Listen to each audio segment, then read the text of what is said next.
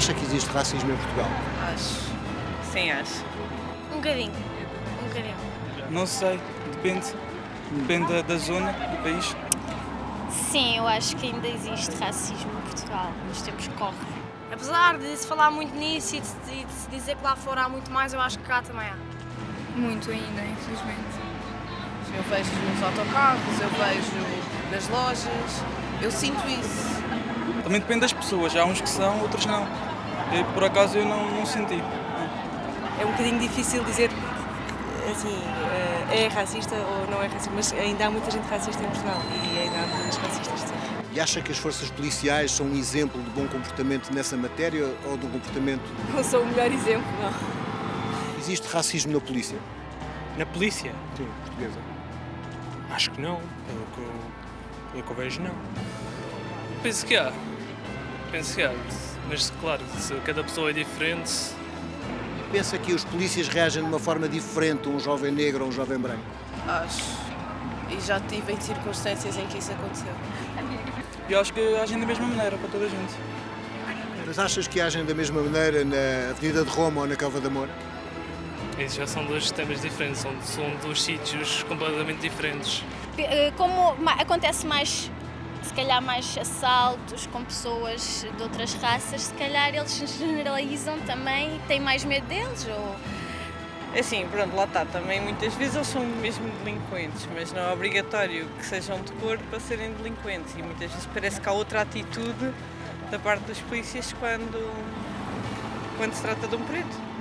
Eu acho que é uma questão social, sabe? Eu acho que as pessoas ainda não se habituaram a aceitar os outros de igual para igual. E infelizmente na sociedade que vivemos está embutido na educação. E acha-se que às vezes os pequenos atos de racismo, aquela coisa pequena, como não tem importância, como foram educados assim, então não tem mal e continua-se a fazer. O que é preciso fazer para isso acabar?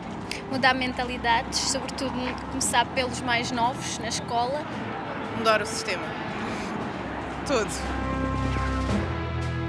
Bem-vindos ao Franco Atirador.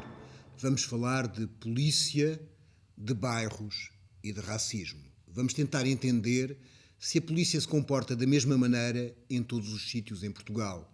Se existem cidadãos que são mais iguais que outros e outros que nem sequer são cidadãos. Vamos tentar também entender quais são as condições de vida e de trabalho dos polícias e se isso ajuda ou não a que possam fazer um trabalho qualificado em bairros que têm situações sociais difíceis. Vamos tentar perceber como se vive nesses bairros. E para debater este tema temos connosco o Carlos Narciso, que é jornalista, conhecido pelo programa Casos de Polícia, o António Ramos, que é do Sindicato dos Profissionais da Polícia, o Fábio Almada, conhecido como LBC, é músico de rap, é da Cova da Moura e do Moinho da Juventude, não é assim? E a Mónica Frechot, que é psicóloga e que pertenceu ao Centro Cultural Africano da Bela Vista. A todos, muito obrigada por terem vindo. Então vamos dar início. Nuno. Flávio. Recentemente foi acusado de ter invadido uma esquadra policial e, em consequência disso, teve detido. O que é que aconteceu nesse dia na Cova da Moura? Bom, primeiro de tudo, queria agradecer pelo convite e desejar dar boas-vindas ao programa. Acho que é uma boa iniciativa. Obrigada. E no dia 5, por volta da 1 e tal, eu já tinha encontrado com um professor, tínhamos a debater algumas questões, então eu subi para ir trabalhar. Primeiro tinha subido para a associação porque eu pensei que tinha uma reunião a 1 hora. Para a associação para o Moinho da Juventude, é o que estás a falar. Sim, Moinho da Juventude. Então eu disse, bom, afinal eu vi a minha agenda, afinal a reunião era na sexta-feira. Então eu deixei, fui para casa, fui comer. Depois quando eu tive a sair de casa, saí da minha rua, encontrei com o Celso. Depois subimos. Quando subimos, viramos à esquerda, em direção ao Moinho da Juventude. E vimos um conjunto de pessoas que estavam na rua, já estavam a falar sobre o que é que tinha acontecido. Então eu encontrei a Jailza. A Jailza, que é minha colega, trabalha lá como voluntária no espaço intergeracional do Moinho da Juventude. Ela estava a chorar. Depois eu fui ao pé dela, perguntei o que é que se passava. Ela disse-me que tinha sido atingida por 2 balas de borracha no peito e outra na perna. Ela mostrou-me. Depois ela disse que ia se queixar à esquadra da Damaia. Eu disse para ela que era melhor que ela fosse à Inspeção-Geral da Administração Interna, que era melhor. No seguimento, chegaram outras pessoas da associação. E porquê que achaste que era melhor do que ir à esquadra da Damaia? Porque, normalmente, quando se vai apresentar a queixa, nesses casos, não aceitam. E ainda corres o risco de ser agredido. Isso é o que nós temos constatado. Ok. E constataste isso mais uma vez? Eu constatei, e desta vez foi muito... Desta vez foi... Nunca tinha... E aquilo assustou-me. Assustou-me não só pelo facto de não permitirem que haja um simples diálogo, porque nós nem sequer chegámos a entrar dentro da esquadra, nem sequer chegámos a entrar dentro da varanda, a não ser quando a polícia nos levou, que já estávamos todos algemados e todos completamente inchados. Porque nós, quando chegámos, dissemos assim, boa tarde, apresentamos quem nós éramos, e dissemos que queríamos falar com o chefe sobre o que é que tinha acontecido, porque tínhamos visto um poço de sangue que estava lá, um poço de sangue que estava ao pé do café, e pela descrição que as pessoas nos descreveram do que é que tinha acontecido. Que era o quê? O que é que tinha acontecido e que vos levou então a fazer queixa? O que nos disseram, porque eu não assisti, eu cheguei depois daquilo ter acontecido, e o que nos disseram é que tinham agredido um jovem, o Bruno, tinham-lhe agredido, e a Jailson estava na varanda e viu. Por essa razão, quando ela gritou, disseram que ela foi atingida porque ela gritou. E outras pessoas também acho que foram atingidas. Então, eu vi o sangue no chão. Eu estava com o meu colega também, o Celso. Nós somos membros da direção, eu sou membro da direção, ele dos corpos gerentes também. Da Moinho de Juventude. Do Moinho da Juventude. E normalmente nós, como temos um protocolo de polícia de proximidade com a PSP, que quando havia, por exemplo, o comandante Pereira fazia o trabalho em condições, havia um trabalho de mediação, e quando ele praticamente saiu, então praticamente tudo mudou completamente, já a partir de 2012, para pior. E já a agressividade é totalmente diferente. Inclusive, havia um jovem também que acompanhava esse tipo de casos e ia com jovens, havia mediação, falava com o comandante Pereira. O que é que aconteceu é que um grupo de agentes também agrediu-lhe, bateu-lhe e disse para ele agora chamar o padrinho dele. O padrinho estavam a referir-se ao Pereira. Então, e o Moinho tem feito desde 2002 um esforço para trabalhar essa questão da polícia de proximidade, depois recentemente a comunicação não violenta, e para além disso fez trabalho com os moradores, com os chefes da polícia, e tentou-se ter um diálogo, mas recentemente, depois da saída do comandante Pereira, parece que não há uma vontade de trabalhar essa questão, não há uma vontade, porque nós já tentamos várias vezes dialogar, ter uma mediação e nunca praticamente dizem que não dão. Deixa-me só colocar. António Ramos, é óbvio que você está aqui um bocadinho, é a polícia, não é o comandante daquela esquadra, não faz serviço naquela esquadra, mas enfim, nada do que se passa na polícia lhe é estranho. Como é que vê este tipo de situações? Acha que... Eu não vou comentar o caso em concreto, mas posso dizer que ao longo destes anos a PSP teve uma grande evolução. E quando entrei na PSP, 1979 até a época de 1987, portanto, não se respeitavam os direitos humanos. Portanto, havia muita violência no interior das esquadras, muita mesmo. Inclusive, portanto, eram agredidos, os cidadãos eram levados para a esquadra. Na altura, as pessoas não tinham respeito, era medo. Assim que entrassem na esquadra, portanto, eram torturados. Eu assisti muitas vezes às torturas. Era posto no meio de 5 ou 6 elementos. Muitas das vezes teve que se pintar as paredes. Inclusive, alguns eram encaminhados até para alguns locais ermos, portanto, para serem agredidos. Na altura existia... Uau, que descrição gráfica! Na altura existia já uma comissão pró-sindical da PSP, portanto, e essa comissão pró-sindical interferiu e pediu na altura ao Sr. Provedor de Justiça, na altura, que era o professor Linares Ribeiro de Almeida, para que se fizesse um inquérito, portanto, a atuação da polícia. E foi feito um inquérito na altura e foi regenerador para a PSP. Portanto, é para dizer que neste momento a PSP tem vindo a melhorar, principalmente na Escola de Formação já está disciplinas de Direitos, Liberdade e Garantias. Os próprios sindicatos estão empenhados na formação dos seus próprios elementos, nós próprios. Há cerca de 3, 4 anos damos formação na gestão de conflitos e mediação, portanto, a fundos perdidos.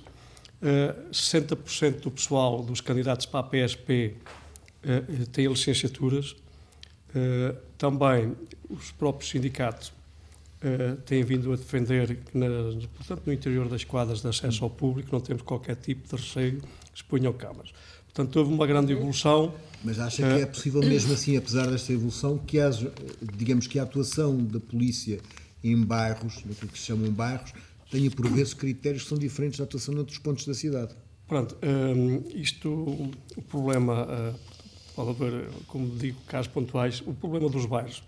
O problema dos bairros, nós já há algum tempo acompanhamos esta situação e é pena, o próprio sindicato foi o único sindicato da polícia que desempenhou, portanto, este papel de tentar, portanto, fazer mediação e chegar, portanto, às associações, mas, como vos digo, ultimamente esquecemos um bocadinho este trabalho porque não temos, portanto, não temos disponibilidade para isso, porque os problemas da polícia cada vez são mais, não temos dirigentes a tempo inteiro. Eu, inclusive, na altura do ministro António Costa, pedi, portanto, um apoio e propusemos até que fossem criados gabinetes de mediação nestes bairros, porque a cúpula da polícia não está sensibilizada para este tipo de trabalho. E era preciso também sensibilizar as cúpulas da polícia. Portanto, pode haver um caso ou outro pontual, como o subintendente Pereira, aqui da Amadora, fez um excelente trabalho de mediação, mas, no geral, a maior parte dos oficiais não tem formação para a gestão e mediação de conflitos. Portanto, este problema, o que nós entendemos em relação aos bairros, portanto, é um problema não é um problema de polícia, são problemas sociais. Nós temos dito isso várias vezes. Eu, inclusive, quando tenho a possibilidade de estar com o poder político, tenho dito isso, seja eles quem for, o problema reside. E também, este problema não é um problema só do poder central, também é dos vários, desde as autarquias, desde das juntas de freguesia, temos que englobar, portanto, a sociedade também, porque são problemas sociais muito graves, problemas, veja, por exemplo, os jovens destes bairros, o problema é o desemprego, e se houver, portanto, uma entrevista de mercado de trabalho, basta a identificação ser de um bairro destes, portanto, à partida é posto de lado. Portanto, tem que haver aqui os tais gabinetes de mediação, que funcionam ainda na Bela Vista, ao ver os gabinetes de mediação, esteja o Centro de Emprego, a Segurança Social, as entidades todas envolvidas e ao ver saídas, portanto, para o mercado de trabalho destes jovens, porque se não houver isto, com certeza que vamos ter sempre problemas nestes bairros. Carlos Narciso, tu foste durante muitos anos apresentador de um programa que ficou conhecido, dos primeiros programas de televisão sobre polícia, e em que muitos desses casos eram denunciados. Casos em Massamá, muitas vezes até não era a polícia, porque na altura era a GNR que fazia este tipo de trabalho. Achas que há uma melhoria sensível em relação a um aspecto que é o aspecto do racismo? Porque os polícias podem passar a ter o 12º ano até licenciatura universitária, mas a sociedade obrigatoriamente, com doutores ou sem doutores, provavelmente poderão deixar de ser racista. Achas que há uma melhoria nesse sentido? Tenho dúvidas. Julgo que não. Julgo que aliás, nem percebo muito bem como é que estas coisas continuam a acontecer, se é verdade que a maioria, ou todos os oficiais da polícia hoje já saem da Escola Superior de Polícia. E se há, de facto, essas disciplinas de gestão e mediação de conflitos e de direitos humanos que são ministradas nesse curso de polícia da Escola Superior, não percebo como é que as coisas continuam a acontecer. A crise social não afeta só os habitantes dos bairros, julgo que também afeta os elementos da polícia e acredito que, mesmo que a esquadra tenha um oficial muito bem intencionado, os outros polícias talvez não tenham mesma sensibilidade. A mesma sensibilidade, exatamente. E a verdade é que a sociedade portuguesa é racista e, portanto, não vale a pena estarmos aqui a pôr as culpas na polícia ou nos habitantes dos bairros. Nós somos uma sociedade racista, serodiamente racista. Vivemos em permanente estado de negação. Os portugueses gostam muito de dizer que nós não somos racistas. Mas, na verdade, as coisas acontecem. E acontecem na minha família. Acontecem... Os portugueses dizem, eu não sou racista, mas qualquer coisa. Mas não gosto de pretos. Ou não gosto de ciganos. Ou não gosto de chineses. Ou, enfim, e acabamos por revelar a nossa xenofobia envergonhada, digamos assim. O que acontece é que, por exemplo, eu posso contar o caso que se passou com uma das minhas filhas, que é uma história de nada. Ela cumprimentou uma colega e a colega virou-se para ela e disse-lhe: porquê é que me estás a cumprimentar? Eu não gosto de pretas. Os meus filhos são mulatos. E eu achei que aquilo era demais, quando a miúda chegou a casa em choque e me contou isto. E fui à escola. E reclamei junto da direção da escola. E a escola disse-me: nunca antes tinha acontecido tal coisa. Foi a primeira vez. Não é normal. Isto não é costume. É evidente que é costume e que é normal e que acontece todos os dias e que muitas vezes os pais vão à direção escolar participar e a escola não educa, não forma as pessoas, não forma as crianças. Os próprios professores não estão preparados para isso. E, portanto, por que diabo é que os polícias vão ser diferentes? Ou por que diabo é que os habitantes dos bairros vão ser diferentes? Porque o racismo enfim, digamos que tem duas vias.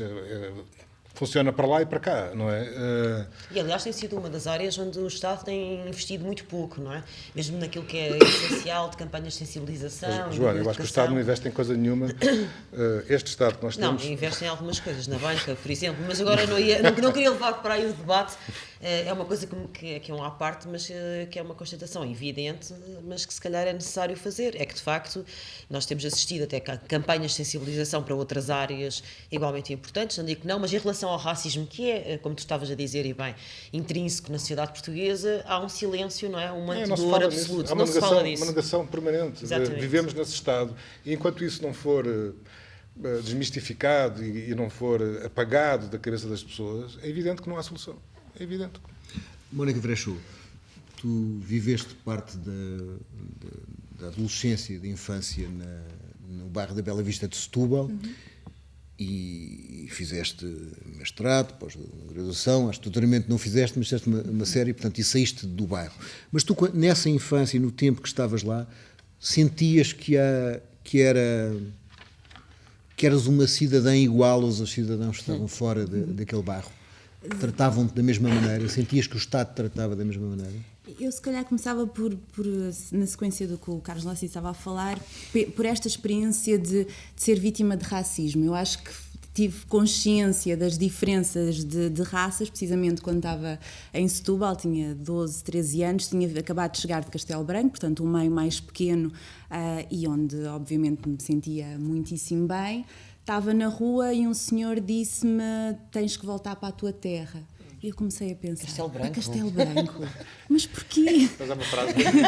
Mas porquê que eu vou voltar para Castelo Branco? E cheguei a casa, falei com a minha mãe e expliquei. E ela disse: olha, o senhor era racista. E eu aí é que comecei, porque a minha família, enfim, Nações Unidas, multicultural, há pessoas um bocadinho de todo o lado, e portanto esta questão das raças, das diferenças, do racismo não está presente na família. Em Castelo Branco tive uma infância super tranquila nesse aspecto, mas Setúbal, obviamente, por ser uma cidade com mais minorias, com muita imigração, há tendência para ser um pouco mais preconceituosa em relação aos negros. E isso é obviamente muito preocupante, porque apesar de várias campanhas que têm sido feitas ao longo destes anos, e têm sido feitas campanhas muitíssimo interessantes, permanece algum racismo, e racismo subtil, o que significa que é difícil combatê-lo, não é? Porque não é explícito, porque se fosse explícito existem, obviamente, instrumentos jurídicos legais para combater o racismo É insidioso, não é? mas o subtil não... Mas tu tens um problema. É o racismo no sussurro, não é? Exato. E como é que Podes tu interromper, defendes... se quiserem podem interromper, não se E cuidem. como é que tu te defendes em relação a esse racismo que não é explícito, não é? E, portanto, é com muito trabalho e que se calhar para nós africanos, negros, é talvez muito mais trabalhoso e dá muito mais trabalho sair deste ciclo de discriminação, Claro. E por isso o esforço é maior. Infelizmente o racismo persiste. Eu quando fiz o Casos de Polícia, eu estive à frente desse programa durante 3 anos, depois saí, mas uma das histórias que me marcou foi uma reportagem feita na esquadra do Terreiro do Paço, onde à paz das tantas era evidente que havia o polícia branco para bater no cidadão branco e o polícia preto para bater no cidadão preto. Na PSP. Divisão social de trabalho. Sim. E portanto, isto acontecia.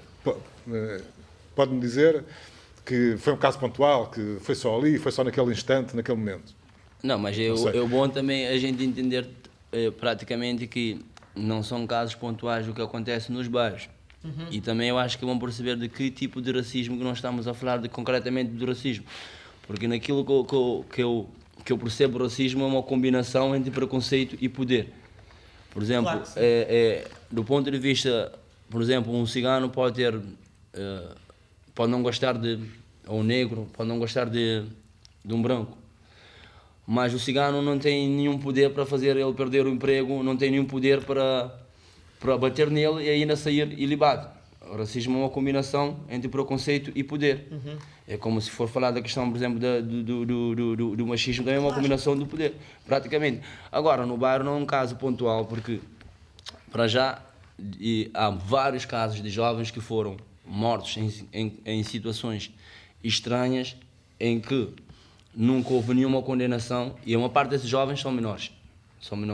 14 e 15. Normalmente a polícia coloca a questão seguinte, que é assim: nós não tratamos os cidadãos na Avenida de Roma igual aos cidadãos na Cova da Moura, porque eles não se comportam da mesma maneira. Eu estou a falar de advogado do diabo. E, portanto, há uma situação de perigo para os polícias, existe ali uma criminalidade organizada e, como tal, estamos numa espécie de conflito e nós não somos assistentes, não somos assistentes sociais, não nos cabe a nós dar justiça social aos bairros, cabe-nos a nós perseguir, punir. Sim, mas a gente não quer centralizar também a questão na polícia. O problema é que esta sociedade, a maior violência que há nesta sociedade é a questão do desemprego. A maior violência que há é o desemprego. O problema é político. O problema é político e social político, praticamente. A questão é só para dizer que há como nós dissemos, claro, há uma suspensão do Estado de Direito nos bairros. Há agentes que vão e fazem aquilo que querem fazer. Eu já assisti, não é a primeira vez que eu fui agredido, nem a segunda vez, nem a terceira vez. De todas as vezes eu fui para casa, fiquei lá sozinho a lamentar. Já apresentei queixa. Essa vez que foste agredido, LBC, foi uma coisa gratuita? Não estavas a fazer alguma coisa? Porque é bom também. O que é que aconteceu? Porque há uma criminalização, praticamente. Há uma criminalização de uma comunidade considerada como outra. Há uma criminalização dessa comunidade.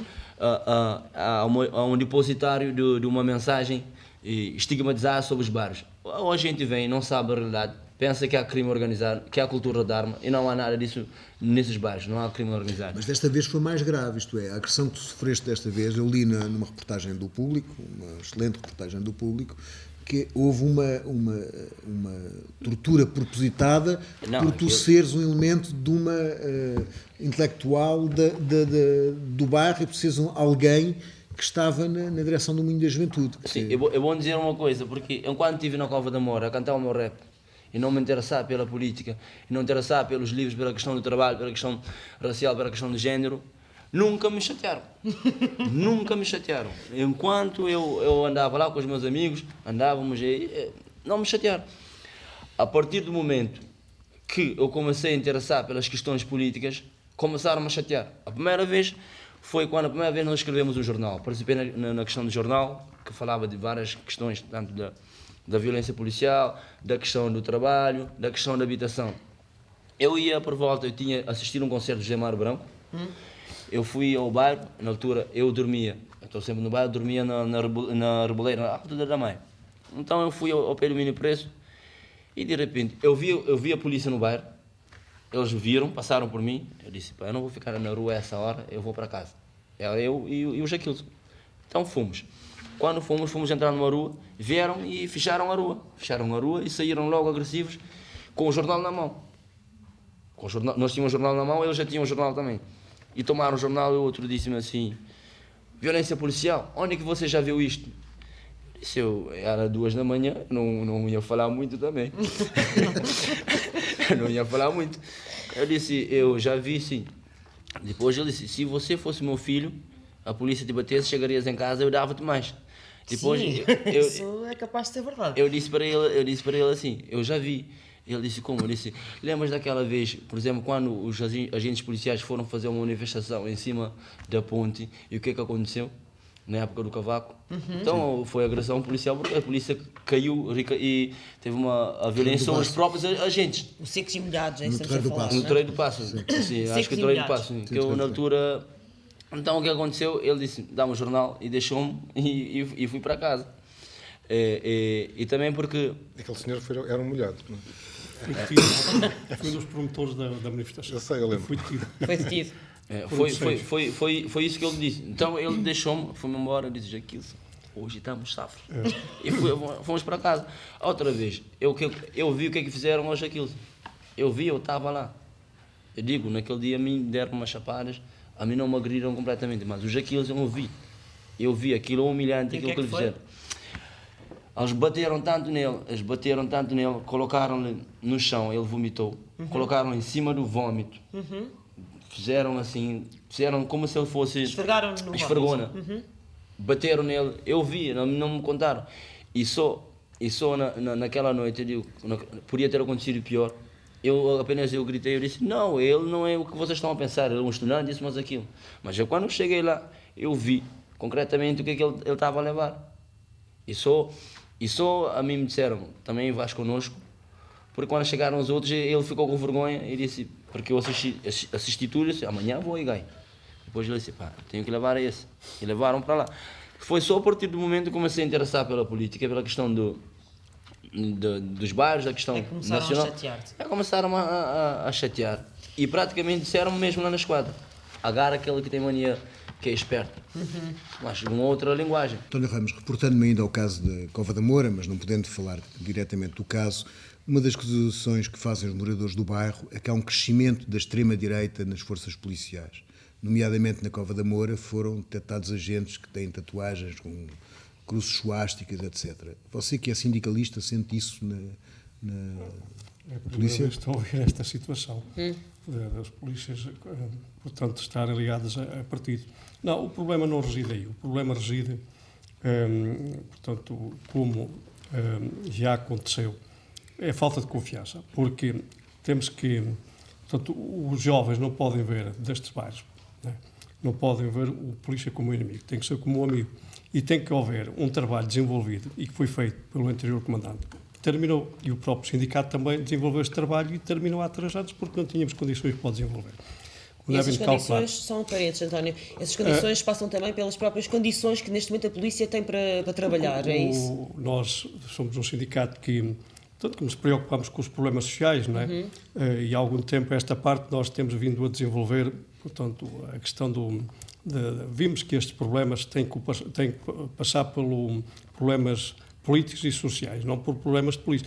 E o que acontece é que, portanto, nestes bairros, veja que houve alturas, eu defendi junto da cúpula e não só, e até publicamente, que as crianças destes bairros devem visitar, portanto, onde se formam os polícias, as quadras de polícias, os próprios polícias, o policiamento de proximidade, jogos de futebol, chegou-se a realizar jogos de futebol entre os jovens da Cova da Moura, do bairro Santa Filomena, com polícias, equipas mistas, e tivemos ali alguns tempos sem problemas nenhum. Portanto, como o Flávio referiu, portanto, esta mediação terminou e o policiamento do bairro terminou. Portanto, criou-se ali novamente atritos entre os polícias com os jovens do bairro, portanto, dá origem, portanto, a estas questões de violência, porque se houver este trabalho feito, policiamento de proximidade, que haja, portanto, ligação da polícia aos bairros, não é? Que a nível da cúpula da polícia não está sensibilizada para estas questões, evidentemente que vamos generar em conflitos. Isso e aí tem a está a ver com- acontecer. Veja que... Só queria perguntar à Mónica, porque é de um dos bairros, viveu num bairro, a Bela Vista, do qual o serviço mais notável que a polícia faz à população é as pessoas poderem ir lá buscar as pizzas, porque aquilo não é distribuído nas casas, as pizzas, mas ao mesmo tempo é um bairro onde, por exemplo, há uns anos foi morto um jovem, o Tony, e esse caso, mais uma vez, há uma certa ideia que há um tratamento. António Ramos dizia que os polícias são processados por dar cá. Tem muitos mecanismos de controle, mas por vezes parece à população do bairro, não sei se estou-me a enganar ou não, que existe alguma justiça com 2 pesos e 2 medidas em relação a isso. Houve mais do que um caso para além Se quiserem interromper, depois... para além do Tony, mas eu concordo em absoluto aqui com o que o António estava a falar, desta questão de haver uma maior proximidade, e na própria Bela Vista houve vários projetos nesse sentido, e sem dúvida que há uma melhoria quando há esta cooperação e proximidade entre os polícias e a população, onde de facto todos se conhecem, já que trabalham no mesmo bairro, faz todo sentido que todos se conheçam e é fundamental realmente essa questão. Mas à partida, o que eu diria é que há um problema ainda que é anterior a este, que é uma vez mais a questão do racismo. Há um estudo muito recente, agora da Universidade da Pensilvânia, eu sou psicóloga social e, portanto, interesso-me naturalmente por estes temas, onde nos Estados Unidos se condenam 18 vezes mais os menores negros como adultos do que os brancos. Quer dizer, há aqui à partida não só a questão da violência policial, mas a questão do racismo e do preconceito que à partida existe e que as pessoas estão condenadas independentemente... Isso pode interromper. Nós acreditamos que a violência policial é a face mais visível do racismo, porque o racismo tem uma estrutura, praticamente, e isso inclui os tribunais, inclui o CEF, inclui a questão da educação, inclui a questão de... Mas não é possível dizer que existe mais criminalidade nos bairros, dadas as condições sociais que existe, por exemplo, enfim... Não será criminalidade como no Conselho Geral do BES. Por isso que eu ia dizer, mas é uma criminalidade... Se vais para lá, para a Avenida de Roma, a criminalidade é outra. Aquilo que é o verdadeiro crime organizado. Mas aquilo do BES. Exato. É isso que é crime organizado. A questão muitas vezes da violência nos bairros não é só dirigida aos negros, não é? Quer dizer, os nossos grupos de pessoas que vivemos no bairro são grupos onde existem jovens de português e portanto, há uma questão... como diz o ser negro não é não ser português. Não, eu não estou a falar nem sequer na questão de ser português ou não, mas quer dizer, como dizia Malcolm X, o pior racismo é o racismo económico, exatamente porque ali estamos a falar das pessoas partilharem das mesmas condições sociais que são diferentes. Mas perante, se calhar, não sei porque não há estudos em Portugal, mas perante um tribunal, se calhar o negro teria uma probabilidade maior de ter uma pena mais pesada do que o branco. Não sei se em Portugal seria assim. Nenhum estudo sobre isto, mas nos Estados Unidos é claro que isto acontece e, portanto, desde já era interessante que também em Portugal se fizessem estes tipos de estudos no âmbito da psicologia social, porque aí as pessoas estão condenadas à partida e, portanto, mesmo a sua própria progressão social fica limitada, tendo em conta que existem estes estereótipos e continuam a existir. Isso era o que o António há bocado dizia, não é? Qualquer pessoa ponha no currículo que vem da Cova da Moura. Não sei se lembram uns anos atrás, nas arrastões, nos comboios, dos assaltos aos comboios dos grupos jovens, quando estavam de férias escolares. Não. Eu, numa reunião com o Presidente da Câmara, até foi num programa de televisão, chamei-o a atenção e disse: você tem uma forma, porque isto não podemos só culpar o poder central, não é? Por problemas sociais destes bairros. As próprias autarquias, as juntas de freguesia, toda a sociedade tem um papel a desempenhar. E disse: olha, o senhor tem uma forma de acabar com isto, é ocupar os jovens, da vez de andarem todos em grupo, nos comboios e nas praias, ocupa-os com formação profissional, com desporto, com outras iniciativas. Mas e isso foi feito. Não foi um caso também de preconceito? Agora aqui... Porque a questão do arrastão, lembra-se a questão do arrastão, Foi uma coisa que não se verificou nos termos em que foi divulgada a comunicação social. Não estou a dizer pelas polícias, mas pela comunicação social em geral. Não era uma questão nesse nome. Porque primeiro vem a criminalização da comunidade, depois vem a violência policial. Porque Um estigma a questão da geral, confiança é muito não é? importante, tanto a polícia com os cidadãos, principalmente com as associações.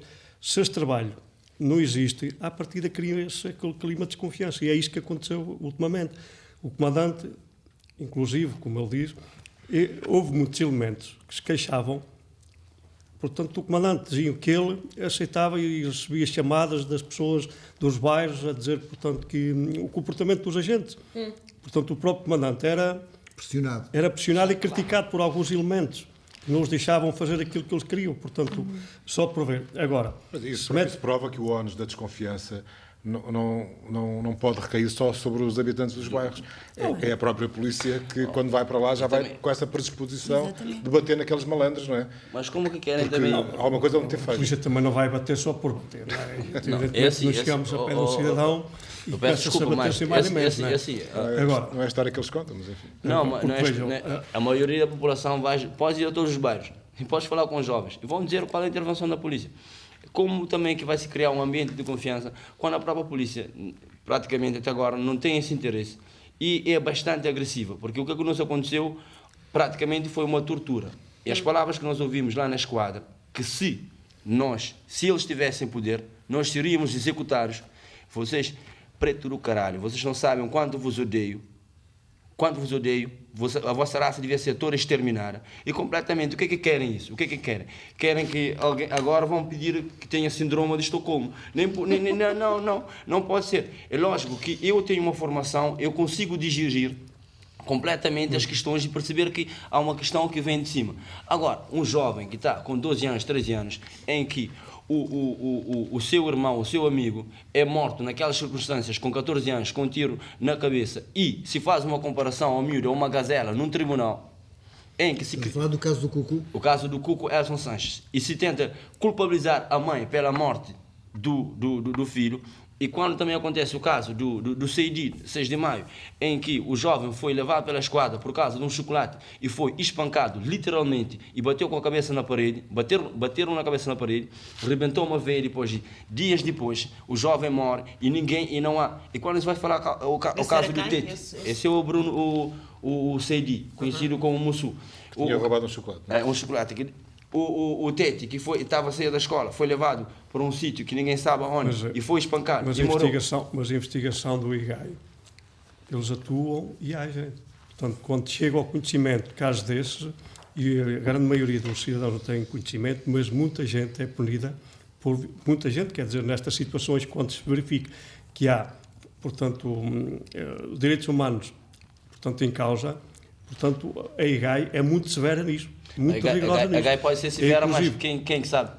Quem sabe? Ninguém sabe. Se vem ao público, muitas das vezes temos casos quem sabe? onde os agentes até são acusados, portanto, e vão, portanto, ao Ministério Público, são absolvidos, muitas vezes, por intervenções que fazem, são absolvidos pelo Ministério Público e depois são punidos internamente pela mesma situação pela IGAI e pelo próprio regulamento disciplinar. Portanto, se acontecem esses casos, não é? E devidamente analisados que são, portanto, desde que haja uma queixa na IGAI, como digo, que há uma ainda agora recentemente foram demitidos um elemento e 3 ou 4 suspensos. Portanto, a questão é que, por exemplo, no caso do agente gaxineiro que esteve envolvido na morte do Elson Sanches, a polícia condenou-lhe, mas ele foi absolvido. A questão é que como que se vai acreditar numa justiça quando não há nenhuma condenação? Como que se vai acreditar numa justiça quando nunca... Claro, chegas aos jovens e dizes assim, agrediram, vai lá apresentar a queixa. Sabe o que os jovens dizem? Eu corro o risco de ir à esquadra, levar mais uma porrada, isso não vai dar em nada. E agora, toda a gente nos bairros sabem perfeitamente que a polícia te agride e depois te acusa. Mas não é obrigado a apresentar queixa naquela esquadra, pode ir a outra esquadra. Pode ir, mas nem toda a gente tem informação, pode ir ao IGAI. E depois, eu nunca vi, nem ouvi, praticamente, a não ser o caso do Vasco. Tu tentaste apresentar queixa na esquadra e foi aceito? Foi recusada? Nem chegaram sequer a deixar a gente conversar com eles, porque um estranho, com um cidadão, não pode conversar com um agente. Isso é a coisa mais estranha que há. E esse caso veio ao público porque envolve muito da juventude. Eu também faço algum trabalho, já sou conhecido, o Celso também. Quando são casos públicos, a EGA intervém logo. São casos que quando há violação dos acontecem direitos humanos, eles agem e todas as semanas.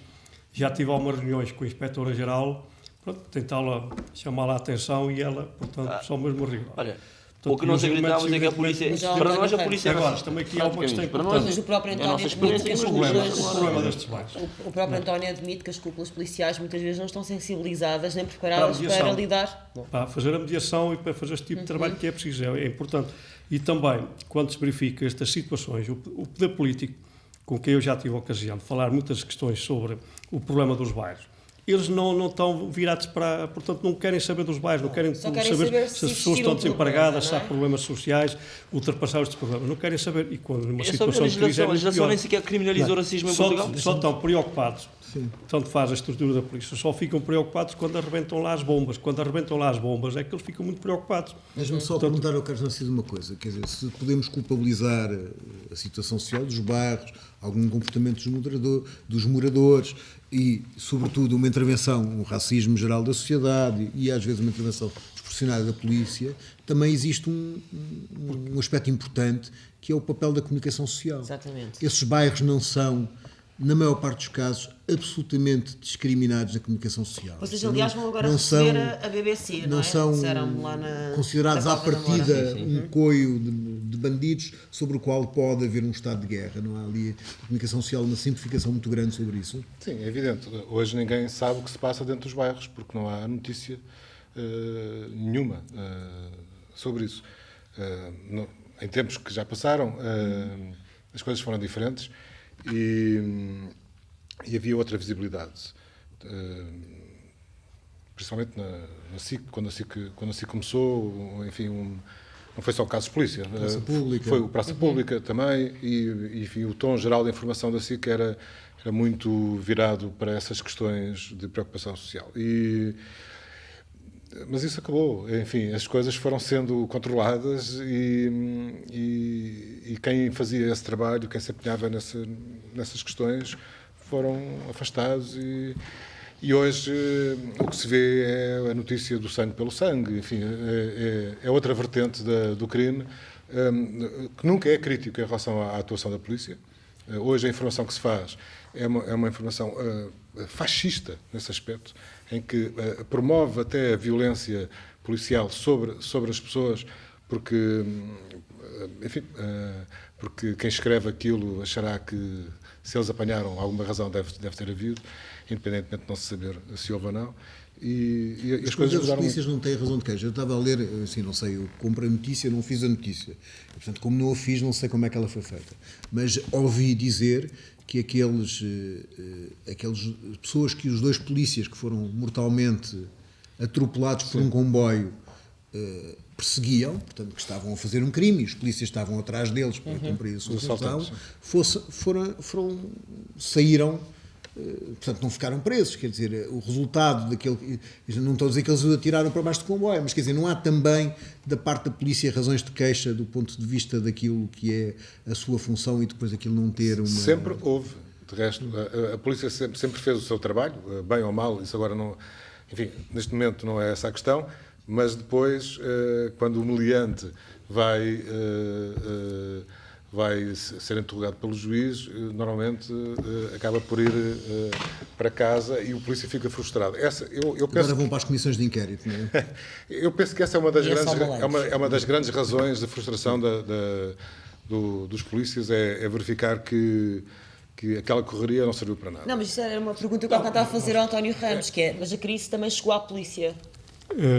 Nós sempre beneficiámos de um estatuto diferenciado da função pública. Porque a condição policial não é igual aos funcionários públicos, porque o agente da PSP tem uma disponibilidade de 24 horas. Tem que trabalhar por turnos, sábados, domingos e feriados, e noites. Portanto, é uma profissão de desgaste rápido. Fomos equiparados pela lei do urgel aos funcionários públicos, foi-nos aumentado a idade da reforma, com que se isso é possível, um elemento da polícia com 50 anos, portanto, está desgastado em virtude dos turnos, porque é uma vida de turnos.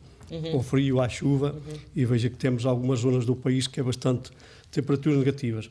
Também retiraram-nos também o sistema de saúde aos familiares, houve congelamento das carreiras, também foi-nos introduzido uma avaliação de desempenho, portanto, com esta avaliação de desempenho, portanto, está na origem da sua progressão na carreira, por isso é que hoje em dia há uma grande concorrência entre os elementos policiais no sentido de apresentarem serviço para que possam mudar de sistema de índice ou de progressão, para progredir na carreira. Isto trouxe um mal-estar na PSP, porque vejam, como é que vamos avaliar, critérios é que se pode avaliar um agente da PSP? Eu perguntei isso na altura ao Poder Político, seria pelo número de multas ou pelo número de detenções. Um agente da PSP nunca pode ser avaliado. Também, o que é que isto traz? Traz que num concurso, portanto, há elementos muito mais novos a passarem à frente dos mais antigos, de agente para agente principal e de outras categorias. Portanto, criou um mal-estar muito grande na PSP. Também, a nível da percentagem, nós, derivado a termos uma profissão de desgaste rápido, posso dizer que nós tínhamos um estatuto já do tempo do Salazar, já vinha do tempo do Salazar, tínhamos 4 anos de serviço, contava 25%, também nos foi retirado. E os novos elementos, que a partir de 2006 os novos polícias entraram, de vez de entrar no regime, portanto, dos mais antigos da Caixa Geral de Apresentações, entrarem na Segurança Social. Certo. Portanto, temos vindo a perder, portanto, constantemente os nossos direitos. E, portanto, não somos reconhecidos. Ainda agora tivemos acesso a uma nova proposta de projeto de estatutos, ainda vem muito pior do que aquilo que nos tem sido retirado. Não estamos na questão de contra a polícia em si. É o caso em concreto que da questão da violência. Nós queremos que a polícia faça o seu trabalho como deve ser, trata-nos como seres humanos, que normalmente isso não acontece. E a questão aqui também, a gente não quer centralizar só na questão da polícia, porque a questão aqui é a questão, principalmente a questão do trabalho, porque o país está completamente arruinado com a questão do trabalho. Há muita gente sem emprego, há muita gente desempregada, há cortes de direitos todos os dias. O primeiro-ministro que não paga a segurança social. Sente-se na cova da Moura o aumento do desemprego, a precariedade. A questão as pessoas tendencialmente podem ver a violência policial, consideram a violência policial é a violência, é mais visível, mas não é a pior violência. A questão da precarização na cova da Moura, se forem fazer um estudo a nível dos bairros, é muito superior, 3 vezes superior àquilo que é considerado a taxa de desemprego a nível nacional. A questão do emprego destrói famílias, aumenta o nível do alcoolismo, provoca alienação. A pobreza é a pior violência que há. E quando há esse tipo de situações em que a crise é em todo o sítio e afeta toda a gente, todas as famílias, praticamente há uma tensão social. E praticamente, daquilo que eu percebo, há uma espécie de tentar utilizar a polícia para controlar aquilo que nunca a polícia vai conseguir resolver. Mas eu acho mesmo assim que temos que ir um bocadinho mais além do que isso. Por exemplo, nos Estados Unidos temos a taxa de desemprego mais baixa desde 2008 e não é por causa disso que continua a existir violência policial e cada vez de uma forma mais intensa, não é? Não, portanto, a questão do racismo está interligada a isso. A questão do racismo está interligada. Mas quando ir mais longe, o que é que estamos a pensar, Mónica? Combater a discriminação racial. Eu acho que temos que voltar a fazer a trabalhar esta temática nas escolas. Ninguém é racista, aprende a ser racista. Mas, e portanto eu acho não achas que o combate à discriminação racial se devia fazer a vários níveis? Eu estou a olhar, por exemplo, para o Parlamento, para a Assembleia da República, e não há, que me lembro, um único deputado. Existe. Há um do CDS. Há um do Viseu, não é? Até que disse que foi também vítima de racismo num artigo ontem, não é? E daí que eu acho que, à partida, as condições não são exatamente iguais e, portanto, é isso que nós temos que trabalhar enquanto sociedade para evoluirmos. Claro que a questão da violência policial é um problema, mas eu acho também que o combate ao racismo e à violência racial tem que também fazer parte da agenda dos direitos humanos. Só para interromper, a questão do trabalho, o racismo também afeta na questão do trabalho. Afeta absolutamente transversal, não é? O racismo contamina e acaba por poluir todos os setores Infelizmente sociais. não vamos conseguir resolver a questão por hoje, nem daqui a muitos anos, mas foi um excelente debate, eu agradeço a vossa presença e para a semana há mais uma vez Franco Atirador. Obrigado.